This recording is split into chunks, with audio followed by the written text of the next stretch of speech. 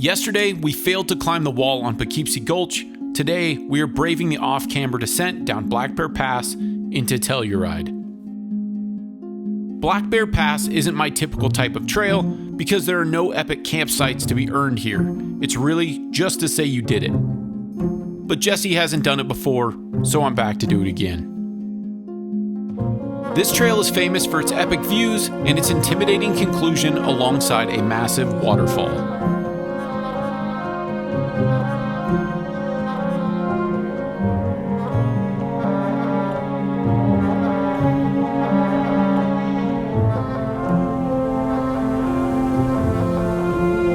The high country of Colorado, combined with her unusually wet summer, provides a landscape covered in wildflowers. The rivers are rushing, the foliage is glowing, and the wildlife has an abundance of food. So while I say this isn't my typical trail, I can still certainly appreciate what it has to offer. What were you saying about what these trips do for you, being out in places like this? Oh, yeah, it puts everything into perspective because it gives you a chance to see things that you couldn't see otherwise. And it's the ability to appreciate Earth more, appreciate living inside. Right, yeah. Appreciate the fact that we have a lot of amenities that make our lives much easier than the people who pave these roads. It seems crazy to come out and like camp and this kind of stuff. And I mean, we've been going down in elevation because it's like, oh, it's gonna be cold, it's gonna be windy. And these people were like... Yeah, there's people out here that had no coverage and to build it. Yeah, in like the 1800s. Yes, That's before crazy. There were, overlanders, before there were off-road vehicles. And yeah, they probably would have tore it up much worse if they had them. Yeah. If they had the technology and the capabilities of what we do now, they really could have destroyed it. It's only after the fact. We're very reactive as a species, really. We're always like, after the fact, oh no, I bet we polluted that river. Right. But, which we've seen that already. The most beautiful lake I've seen this trip has been filled with minerals so much that it's, color of turquoise. Don't look like there's anything in that either. Yeah, I know. One fish. But it's pretty. The last fish is in there. That's right. Point of no return. Yep. Point of no return is right. We're just crossing over the one-way spot on Black Bear Pass. So we're about to get into all the gnarly stuff. The steps. I haven't done this in a long time. Got more weight on the roof than I used to. Jesse's definitely got more weight. He's never done this before though, so this should be pretty good. There you go, buddy. Thank you.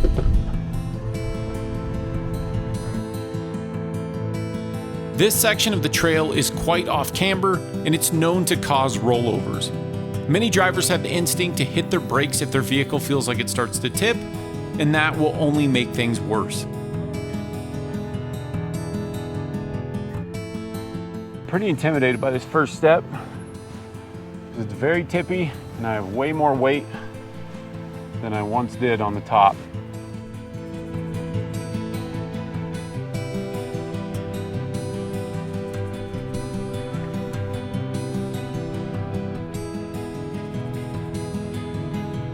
While it may look like there are better lines to take than this, going either to the left or to the right would be dramatically more off-camber.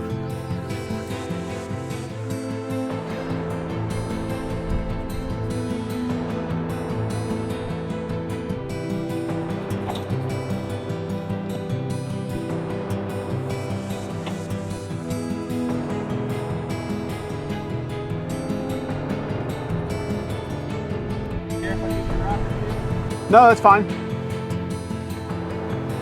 Jesse knows how tippy this thing is too, so he's stacking rocks for me.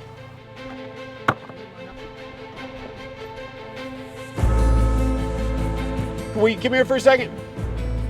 Since I can't see, in case those do fall out, what all's in front of me if I need to gas it to stop from rolling? Oh, okay, so I can just give her hell? Okay, all right, you wanna get back over there to your safe zone?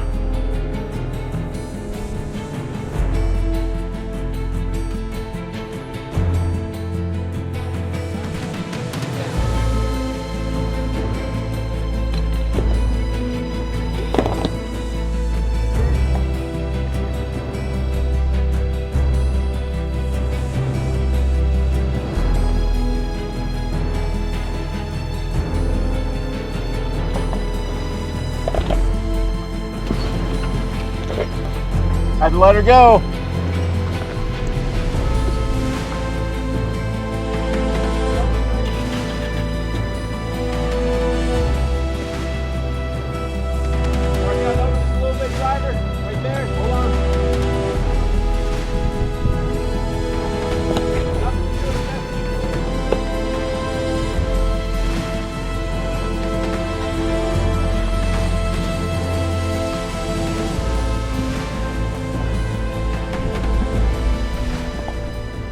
Definitely very intimidating.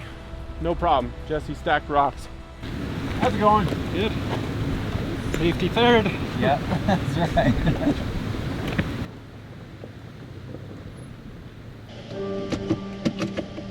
Okay, now cut my way and then just basically come straight at me.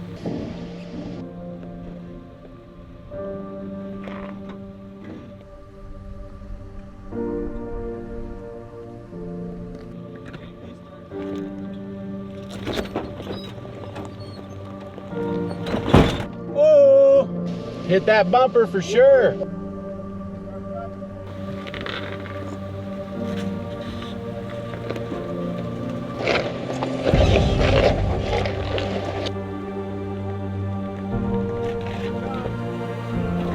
The off-camber and rock shelves are over past this point, but danger still exists. The next section of the trail is narrow and steep, but luckily it's only one way because it would be impossible to let somebody by. It's a big luge. Just slide right down that.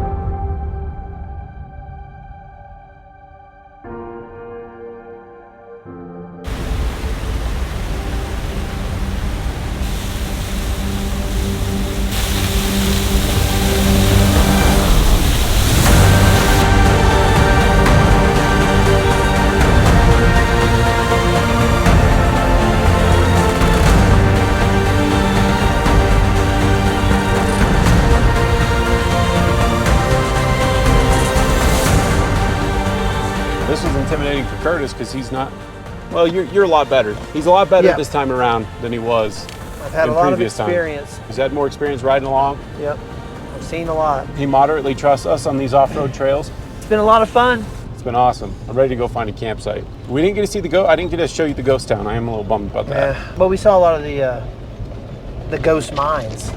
Yeah. You know, a lot of these buildings that have been there for hundreds of years, and Right. they've fallen. This is only the second time I've done this trail, and honestly, like, I haven't done it in a long time just because it's Pretty sketch.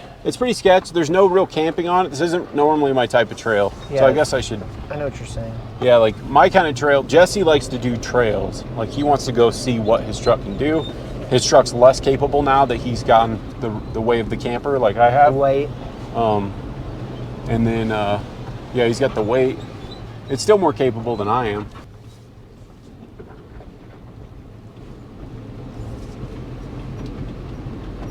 God damn, that last bit was sketchy. I spent rocks going off the edge. I'll tell you a little story about this trail once we're down. Oh, good. Intimidation is almost over. Black Bear is called the most dangerous trail in Colorado, and I don't agree with that. And it's not really the most difficult either. It's just intimidating, especially if you have a rooftop tent and all that stuff. It's cool. It's a big waterfall. Good footage. This video is going to be great. I'm sure the people watching this are going to be like, oh my God, that's amazing. And it is, but it's not the type of thing I usually like to get into. And now we are heading up Imogene Pass, of course, right when the rain's starting. And we're going to try to find a campsite here in the next couple hours so we can hang out and hopefully fish if we can find something near like a small lake or something. But all the lakes we keep running into don't have fish in them. They're dead. Yep. Imogene is supposed to be, I think I've done Imogene before, but I don't remember. But anyway, this is supposed to be a moderately challenging trail, but the stuff that I was worried about possibly rolling on is behind us, so we shouldn't need the winch anymore. As you travel up Imogene, you will come across the ghost town of Tomboy. This place thrived in the early 1900s and was one of the largest mining camps in Colorado. They even had a YMCA, a bowling alley, tennis courts, and had dances that even some of Telluride's residents would come up to attend. The Tomboy mine was closed in 1928, and it's been a ghost town ever since.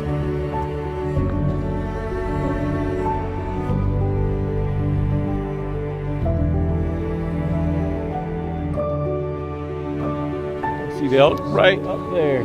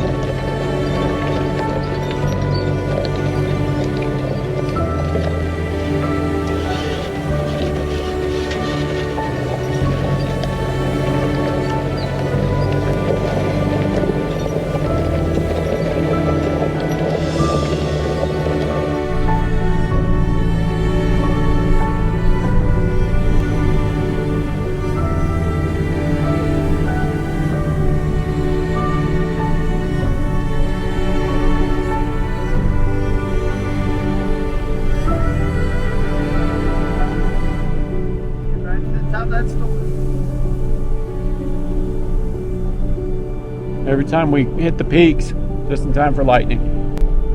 Crappy mailbox. Pretty good. Got a lot of treasure. Some free sunglasses. Those might be the ones. Those might be the ones you lost. No, we're going off track. They sure are. What's the elevation?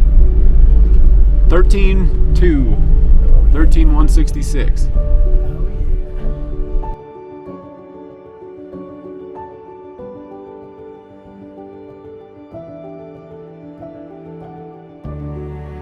We're at the top of Imogene. Imogene?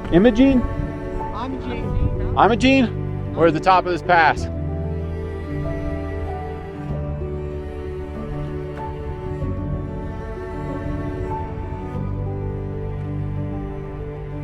Pretty crazy. 13,200 feet roughly.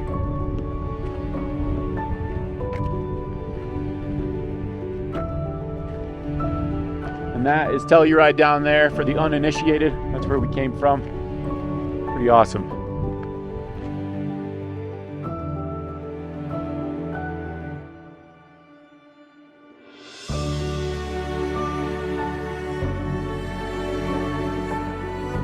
And as the rain greets us again, it's time to head down the mountain and search for the next campsite.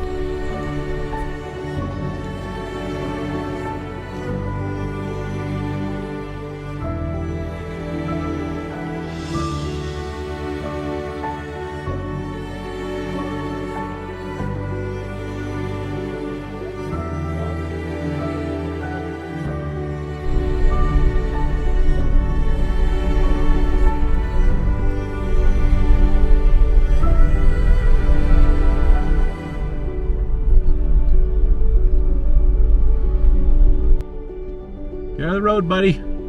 See ya. He's going right over the top of him. Going down.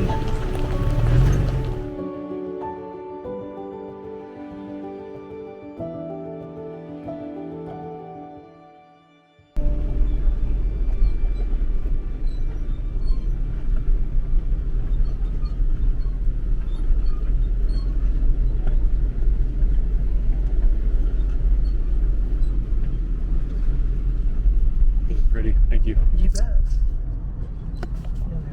Man, the wildfires here are popping off. Yeah, they are. Using Gaia Maps, we have found a trail that is in the trees and it's near a small pond that will hopefully offer us some fishing opportunities. Yeah, this area seems pretty remote. Like I didn't get the vibe many people are driving up. No. Have you seen Kurt? Nothing. That's what you get when you have shitty eyes. I didn't see as many people today as I expected. No, me neither. I was telling Curtis that. We surprisingly found a pretty remote camping area out here. Not going to say exactly where it is, but we're next to a little lake, so we're going to go see if we can catch some trout so we can make trout tacos tonight. but it's probably mine polluted like everything else is, because everything here is orange or dead. All for the sake of money. Gotta find that gold and silver, Jesse. They look kind of small doing those. Who's to say? Who's to say? Watch the one where we get it. Well, thanks for taking me here. Yeah, I know. What's that, Kurt? Thanks for taking me. Yep, I'm glad you loved it. I really like it. I like this one the best. Stink hole? Stink It is a Lake. Stink hole. Stink Lake. Doesn't look like we're getting any trout tacos tonight.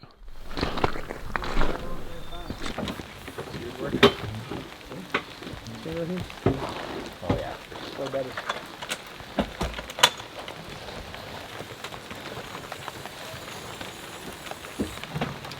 Big drops.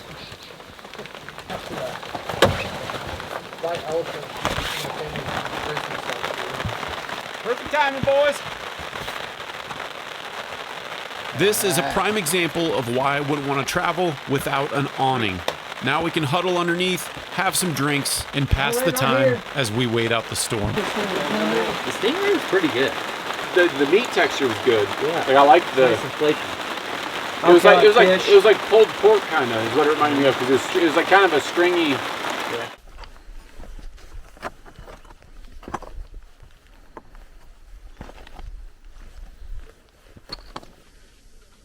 Check out these surroundings. Pretty cool.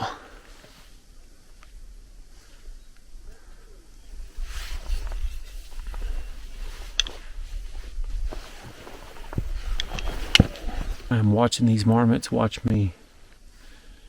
I got the camera set up behind me. Usually they give like an audible chirp. I'm trying to get an audible chirp out of them.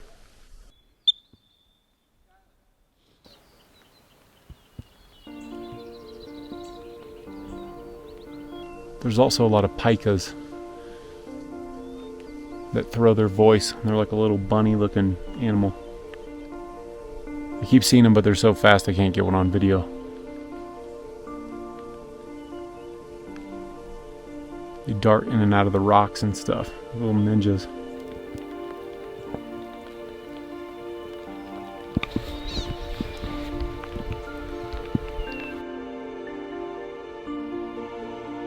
The clouds have started to clear, and I can finally put the drone up into the air and get some footage of our camp. And immediately I see something that I couldn't from the ground. It's an old building of some sort, and near it is a hole in the side of the mountain. This is the mine shaft that we've been searching for, and we found it by accident. Join us next time as we venture off to explore the abandoned mine shaft.